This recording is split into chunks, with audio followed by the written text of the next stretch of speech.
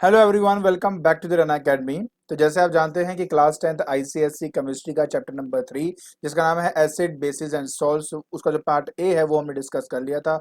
उसकी exercise 3A के first 10 question भी डिस्कस कर लिए थे। आज के लेक्चर के बाद ये पूरा पार्ट जो है वो आपका खत्म हो जाएगा। और हाँ, ऊपर जितने भी चैनल और जो पेजेस दिए गए हैं उनके जो लिंक्स है वो हमने डिस्क्रिप्शन बॉक्स में डाल दिए हैं। तो बिना कोई टाइम वेस्ट किए चलिए शुरू करते हैं।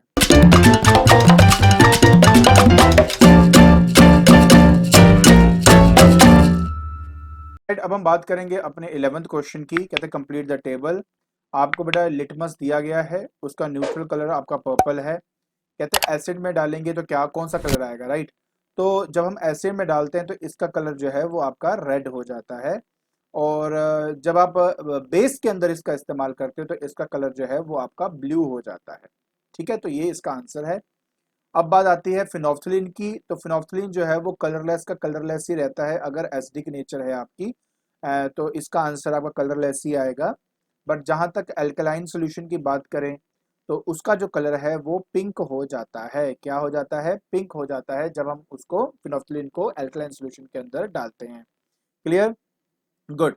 अब हम बात करते हैं बेटा अपने नेक्स्ट क्वेश्चन की। कहता है कि what do you understand by the pH value. देखिए, आप अच्छी तरह जानते हो कि जो पीएच वैल्यू होती है वो actually power of H positive ion होती है, राइट। मेरे कहने का मतलब है कि it tells the strength of, क्या बताता है बेटा? ये आपको स्ट्रेंथ बताता है of acid and alkaline solution. ठीक है, विच इज एक्सप्रेस्ड,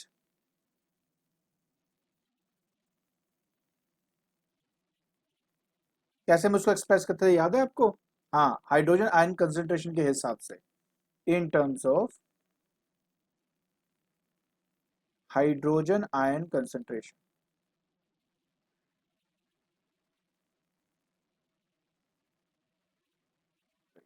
बहुत सिंपल है, आराम से बेटा आप इसका आंसर दे सकते हो। ठीक है, फिर अदर टू सॉल्यूशंस हैं, एक्स एंड वाई है। पीएच वैल्यू आपकी 4 है and 10 respectively. which one of these two will give a pink color when phenolphthalein indicator? Okay, तो मैंने आपको अभी बताया था कि फिनोफ्थलीन को जब बेस के साथ रिएक्ट करवाते हैं या बेस के अंदर डालते हैं तब उसका कलर जो है वो पिंक हो जाता है। याद रखें कि जो न्यूट्रल होता है बेटा उसका नंबर 7 होता है। हम लेफ्ट साइड जितना जाते जाएंगे उसका एसडी करेक्टर उतना बढ़ेगा और राइट साइड जितना जाएंगे उसका बेसिक करेक्टर उतना बढ़ेगा। तो बेस वो होगा जिसका नंबर 7 से ज्यादा है, जो कि यहाँ पे 10 है। तो जो 10 है ना वो एक्चुअली में सोल्यूशन है, मतलब आंसर है वाई आपका, कि जिसके अंदर अगर मैं फिनोफ्थलीन को डालूंगा तो उसका जो कलर है वो पिंक हो जाएगा। क्लियर? अब हम बात करते हैं बेटा अपने 13 नंबर की। 13 नंबर में कहता है कि you are supplied with the 5 solutions A B C D and E with pH values as follows. कौन कौन से दिए है? 1.8, 7, 8.5, 13, 5 सब आपको दिया हुआ है। कहता है क्लासिफाई करो these solution as neutral, slightly और स्ट्रांगली एसिडिक एंड स्लाइटली और स्ट्रॉन्गर अल्कलाइन। देखिए, बहुत ही ज़्यादा सिंपल है। अगर तो आप मुझे कह रहे हो क्या कहते हैं स्ट्रॉन्ग एसिडिक की बात करते हो तो वेल नंबर जितना छोटा होगा ना बेटा उतना वो एसिडिक होता है। देखिए, मैं आपको सिंपल बात बताऊं, जो बी आपको दिख रहा है बेटा वो है आपका न्यूट्रल। पहली बात आपको है वो न्यूट्रल है। ए की बात करूं तो इसका नंबर सबसे कम है तो ये आपका स्ट्रॉन्ग एसिड होगा। क्या होगा? स्ट्रॉन्ग एसिडिक होगा नेचर का आपका। ठीक है जी। सी की बात करते हैं तो 8.5 है। 8.5 7 से जस्ट ऊपर है आपका, इसलिए ये आपका स्लाइटली अल्कलाइन होगा आपका।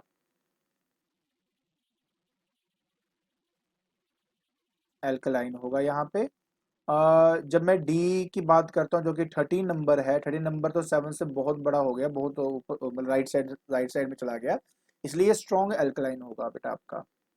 स्ट्रॉन्गली अल्कलाइन, अल्कलाइन आपका होगा। ठीक है।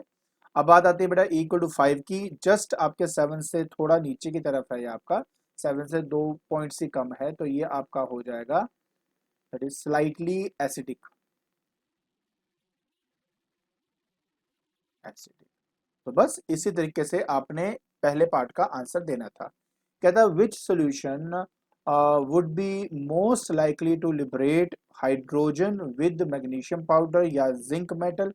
सिंपल सी बात है बेटा, दे आर मेटल्स, और इनके लिए जो एसिडिक सोल्यूशन होता है वो आपका जो है H2 पोस्ट जो H2 गैस है वो लिबरेट करता है अगर हम उसको मैग्नीशियम या जिंक से रिएक्ट कराते हैं। तो देखो, ए की बात करें चाहे बी की बात करें, तो acidic solution is the right answer. Acidic solution ये सबसे बढ़िया इसका जो है आंसर है। कहता है कि इक्वेशन बताइए। तो देखिए, मैग्नीशियम जो है अगर HCl के साथ रिएक्ट करवाया जाए तो ये बनता था MgCl2 प्लस हाइड्रोजन। ठीक है, तो ये इस तरीके से बेटा आपने इसको सॉल्व करना था। 2 यहाँ ले आइए तो ये आपका बैलेंस भी हो जाएगा। इसी तरह Zn प्लस 2HCl, क्योंकि मुझे पता है कि Zn की वैलेंसी और Mg की वैलेंसी सेम है तो सेम रिएक्शन होगा, सेम मतलब बैलेंसिंग नंबर भी होगा इसमें। तो ये आ जाएगा ZnCl2 प्लस आपका H2। तो ये है इस पार्ट का रिक्वायर्ड आंसर। ठीक है, बहुत सिंपल है, आसानी से आप ये कर सकते थे। अब हम बात करेंगे अपने 14th नंबर की। कहता है डिस्टिंग्विश करो the common acid base indicator and universal indicator के बीच में। अरे बहुत ही अच्छा इसका आंसर यहाँ पे दिया गया है। देखो, अगर मैं एक नॉर्मल एसिड बेस इंडिकेटर की बात करता हूँ, चाहे वो लिटमस की बात कर रहा हूँ, फिनोफ्थलीन की मैं बात कर रहा हूँ, तो इन सब केसेस के अंदर ना जब हम उसको किसी सोल्यूशन में डालते हैं तो वो सिर्फ यही बताता है कि क्या वो एसिड है, क्या वो बेस है। लेकिन जो यूनिवर्सल इंडिकेटर होता है, अगर मैं उसका इस्तेमाल करता हूँ तो वो तो ये बताएगा ही बताएगा कि ये एसिड है कि बेस है, बट साथ ही साथ उसके स्ट्रेंथ के बारे में भी बताता है।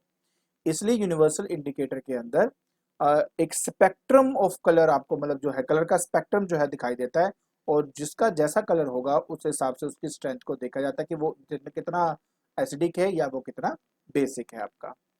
अब हम बात करते हैं कि acidity of basis and basicity of acid. हाँ, ये बात समझनी बहुत ही ज्यादा इंपॉर्टेंट है बेटा कि इसका मतलब क्या है। जब हम कहते हैं ना एसिडिटी ऑफ बेसिस, तो उसका मतलब होता है कि जो बेस है, जब मैं उसका एक्वा सोल्यूशन बनाऊं तो उस कंडीशन के अंदर ये कितने OH नेगेटिव आयंस हमें देगा। तो जितना ज़्यादा number of hydroxyl ion, OH negative ion का मतलब होता है हाइड्रोक्सिल आयन, वो जितने ज़्यादा देगा उतनी उसकी एसिडिटी होगी। बेसिसिटी ऑफ एसिड का मतलब होता है कि जब किसी एसिड को हम पानी के अंदर डालते हैं तो कितने हाइड्रोनियम आयन या H पॉजिटिव आयन वो जनरेट करता है। तो जितने H पॉजिटिव आयन वो जनरेट करेगा उतना ही उसका बेसिसिटी होता है। तो बहुत सिंपल है, आसानी से आप इसका आंसर दे सकते हो। फिर आता है एसिड एंड एल्कली, है ना, अदर देन इंडिकेटर। सिंपल सी बात है बेटा, आपका एसिड वो जो H पॉजिटिव आयन को बनाए बेटा, ठीक है, जो जनरेट करे जब हम पानी में डिजोल्व करें, और एल्कली वो जो -1 OH-1 जो आयन है वो आपका जनरेट करे जब हम उसको पानी में डिजोल्व करते हैं। ठीक है, तो H पॉजिटिव आयन और OH नेगेटिव आयन, मैं यहाँ पे लिख देता हूँ अलग से, H positive and OH negative ion. तो ये हमेशा याद रखें, अगर H पॉजिटिव आयन जनरेट कर रहा है तो वो एसिड है, OH नेगेटिव आयन कर रहा है पानी के अंदर तो वो आपका एल्कलाई नेचर का होगा। ठीक है, बहुत सिंपल है, आसानी से बेटा आप इसके आंसर दे सकते हो। क्लियर? चलिए, अब हम अपना जो है नेक्स्ट क्वेश्चन है वो देखते हैं। कहता है what should be added to increase the pH value. Simple सी बात है, अगर पीएच वैल्यू आपने बढ़ानी है तो उसके अंदर एल्कली डाल दीजिए, बस सिंपल सी बात। एल्कली डाल देंगे तो पीएच वैल्यू ऑटोमेटिकली बढ़ती जाएगी, और अगर डिक्रीज करना है आपने तो एसिड को डाल दीजिए, और जितना ज़्यादा एसिडिक होगा नंबर उतना ही छोटा होता जाएगा, कम होता जाएगा। तो इस तरीके से आपने अपने इस क्वेश्चन का आंसर देना था। क्लियर? चलिए, अब हम बात करते हैं बेटा अपने नेक्स्ट क्वेश्चन की। कहता है कि how does tooth enamel gets decayed या damaged, what should be done to prevent it. बहुत सिंपल क्वेश्चन है, अगर आप ध्यान से इसको देखो तो हमने आपको इसको अच्छे से समझाया था कि एक्चुअली में हमारी जो टूथ इनेमल होता है, जो टूथ होता है, जब हम कोई खाना खाते हैं तो उससे बैक्टीरियाज बनते हैं माउथ के अंदर, और उस बैक्टीरिया की वजह से बेसिकली एसिड क्रिएट होता है। और अगर इसका हमारे टूथ का अपना जो पीएच लेवल है ना, अगर उसके पीएच लेवल 5.5 से कम हो जाए तो वो हमारे टूथ को डिके करना शुरू कर देता है। तो सबसे बेस्ट तरीका क्या है? देखिए, वैसे तो हमारे जो सलाइवा है वो सलाइवा जो ग्लैंड, स्लेवरी ग्लैंड्स होते हैं वहां से आते हैं, अल्कलाइन नेचर के होते हैं तो इसके पीएच लेवल को मेंटेन करता रहता है। लेकिन अगर ज़्यादा एसिडिक है नेचर के अंदर, मतलब पीएच लेवल ज़्यादा नीचे आ गया, तो उसके पीएच लेवल को बढ़ाने के लिए हमें अल्कलाइन सॉल्यूशन की जरूरत पड़ेगी। उसके लिए हम टूथपेस्ट का इस्तेमाल करते हैं।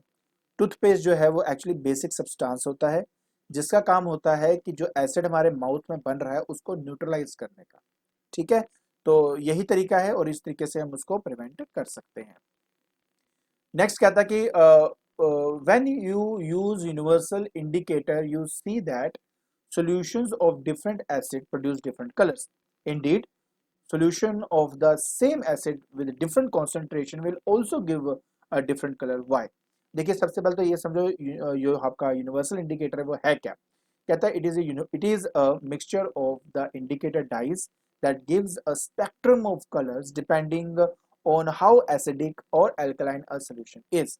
देखिए सिंपल सी बात है, यूनिवर्सल इंडिकेटर आपको सिर्फ ये नहीं बताता कि ये एसिड है कि ये बेस है।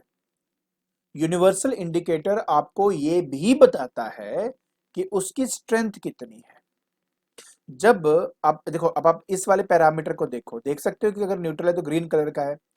अगर मेरे पास एक ऐसा सोल्यूशन है जिसके अंदर यूनिवर्सल इंडिकेटर डालू और वो पिंक कलर का हो गया, तो मैं ये पक्का कहूंगा कि ये एसिडिक नेचर का है। बट मैं ये भी कहूंगा कि इसके अंदर H पॉजिटिव आयन की कॉन्सेंट्रेशन भी ज्यादा है, मतलब ये ज्यादा एसिडिक नेचर का है। उसी तरह इंडिको, वायलेट, ब्लू कलर को देखकर मैं उसकी स्ट्रेंथ के लेवल को भी मेजर कर सकता हूँ। तो ये फायदा होता है बेटा इस चीज का। क्लियर? हाँ जी। अब मेरे पास आता है बेटा कि a solution of pH of 7, ठीक है, explain how you would increase its pH. अब देखो मैं कितनी बार आपको बता चुका हूँ, अगर आपने पीएच को बढ़ाना है तो इसको अंदर एल्कली को ऐड करना शुरू कर दीजिए, और अगर आपने डिक्रीज करना है तो उसके एसिड जो है उसके अंदर ऐड करना शुरू कर दीजिए, ऑटोमेटिकली सब आपका ठीक हो जाएगा।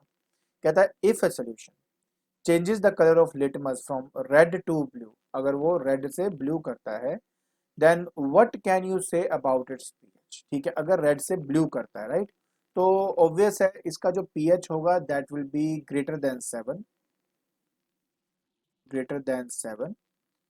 ऐसा इसलिए बेटा क्योंकि एल्कली सोल्यूशन के अंदर ही आपका जो रेड लिटमस है वो ब्लू में बेटा कन्वर्ट होता है। ठीक है, एंड चेंजेस द, बस ठीक है यही आएगा। ठीक है, तो इसका जो है ज़्यादा और पीएच लेवल ज़्यादा, ये भी आप कह सकते हो इट हैज़ इंक्रीजेज, या फिर it has increased pH, increased pH value. ठीक है, तो अब ये भी कर सकते, पी छोटा होना चाहिए, एच बड़ा होना चाहिए। ठीक है, clear? So what can you say about the pH of the solution that liberates carbon dioxide from the sodium carbonate? Obviously acid ये करता है, तो it should be less than, pH value should be less than 7 और decrease pH value, decrease in pH value। ठीक है, तो इस तरीके से आप अपने बेटा इस क्वेश्चन का आंसर दे सकते हो। बहुत सिंपल है, आसानी से आप ये कर पाएंगे। ठीक है जी, गुड। अब हम बात करते हैं बेटा अपने नेक्स्ट की। कहता है कि सॉल्यूशन P है, उसकी पीएच वैल्यू 13 है, सोल्यूशन क्यू है उसकी 6 है, सोल्यूशन आर है जिसकी 2 है। कहता है which solution will liberate ammonia from the ammonium sulphate on heating. बेटा पहले तो आप समझने की कोशिश करो, अगर मुझे एमोनिया को लिबरेट करना है अमोनियम सल्फेट से, तो एक्चुअली में हमारा जो एल्कली सोल्यूशन होता है वो चाहिए होता है, एल्कलाइन सोल्यूशन चाहिए होता है। अब एल्कलाइन सोल्यूशन वो है जिसकी पीएच वैल्यू 7 से ज़्यादा होती है। अब वो आपको दिख रहे होंगे, यहाँ पर जो है वो है हमारा 13 नंबर, और पहले का आंसर बेटा पी बन जाएगा। ए स्ट्रॉन्ग एसिड वही होता है जिसकी पीएच वैल्यू सबसे कम होती है, तो सबसे कम पीएच वैल्यू आर की है, तो आर इसका सही आंसर है। कहते हैं contains molecule as well as ions. देखो बेटा मैं आपको पहले बता देता हूँ, एसिटिक एसिड के बारे में आप जानते हो, मैंने आपको बताया था, दैट इज CH3COOH। इस कैटेगरी को जब हम आयनाइज करते हैं तो इसमें बनता है CH3COO negative and H positive. मैं आपको सिर्फ ये कहना चाहता हूँ कि इसमें 4 हाइड्रोजन एटम्स हैं, बट जब हम इसको आयनाइज करते हैं तो 1 हाइड्रोजन ही निकलता है। तो इसका जो स्ट्रेंथ है बेटा वो बहुत ही कम है, इसकी स्ट्रेंथ बहुत कम होती है। तो कभी कभार क्या होता है, जब हम एसिटिक एसिड को पानी के अंदर मिलाते हैं तो हमें थोड़े से H पॉजिटिव आयंस मिलते हैं, और कुछ मॉलिक्यूल तो डिसोसिएट ही नहीं होते, वो एज इट इज के एज इट इज रहते हैं। तो मतलब मुझे एक ऐसा नंबर चूज करना था जिसकी पीएच वैल्यू 7 के नजदीक होनी चाहिए, जितनी नजदीक होगी उतना ही ज्यादा ये ऐसा बिहेव करेगा। तो आंसर क्यों इसका परफेक्ट आंसर है। तो इस तरीके से बेटा आपने इस क्वेश्चन का आंसर देना था, ठीक है जी, गुड। अब हम बात करते हैं अपने 20th की। कहता है कि वन वर्ड से आपने इस फिलिंग द ब्लैंक्स को कंप्लीट करना है। कहता है एम आपका मेटल है, then the litmus will turn, okay. तो आपको पता है अगर एम आपका मेटल, अच्छा, M is an element in the form of a powder, M burns in oxygen to produced and the product obtained is soluble in water. ये पता क्या है, मेटल ऑक्साइड बन रहा है यहाँ पर और पानी के अंदर घुलकर वो अल्कलाइन सोल्यूशन बनाएगा। The solution is tested with litmus. तो अब इसके आंसर दीजिए कि M, if M is the metal then litmus will turn, obvious है कि ये आपका ब्लू में बेटा कन्वर्ट करेगा, क्योंकि आपका जो रेड लिटमस है उसको ब्लू में कन्वर्ट करता है, राइट। अगर एम आपका नॉन मेटल है, हाँ, नॉन मेटल के केस के अंदर ये आपका एसिडिक नेचर का होता है ना, हाँ, एसिडिक नेचर का होता है। तो इसलिए ये आपका बन जाता है बेटा यहाँ पे रेड कलर का। क्लियर हो गया। कहता अगर एम आपका रिएक्टिव मेटल है then dash will be evolved when M reacts with, okay. आपको याद है जब एक मेटल, एक रिएक्टिव मेटल लेते थे और एसिड से रिएक्ट करते थे तो क्या होता है, हाइड्रोजन जो गैस है वो लिबरेट होती थी आपकी। सो यहाँ पे H2 विल लिबरेट, मतलब हाइड्रोजन गैस जो है वो आपका लिबरेट करता है। एम मेटल है, it will form basic oxide, of course पता ही है ऑक्साइड हम बेसिक ही पढ़ते हैं, which will form dash alkaline solution, ठीक है, ये आपका एल्कलाइन सोल्यूशन है विद वाटर। अब वो कहता है कि बेटा if M is a non metal, ठीक है, it will not conduct electricity in the form of, यहाँ पे डायमंड इसका सही आंसर लगता है, बिकॉज अगर एक्चुअली क्या है यहाँ पे बाद में कार्बन की कर रहा हूँ, कार्बन अगर एक नॉन मेटल है it will not conduct electricity. Actually carbon ना दो फॉर्म में हमें मिल जाता है, ग्रेफाइट के फॉर्म में भी और डायमंड के फॉर्म में भी।